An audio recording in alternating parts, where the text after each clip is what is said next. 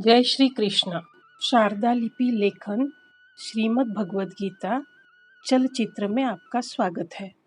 अध्याय 2 श्लोक संख्या 15। यम हि न व्यथयन्ति एते पुरुषं पुरुषर्षभ सम दुःख सुखम धीरम समृतत्वाय कल्पते। आगे श्री भगवान इसका कारण बताते हैं। क्योंकि है श्रेष्ठ पुरुष दुख सुख को समान समझने वाले जिस धीर पुरुष को ये इंद्रिय और विषयों के संयोग व्याकुल नहीं करते वह मोक्ष के योग्य होता है।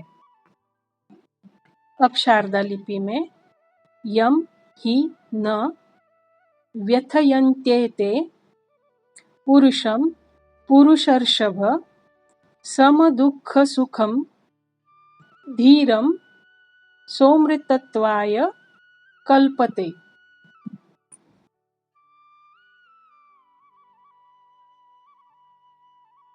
श्री कृष्णार्पणम अस्तु।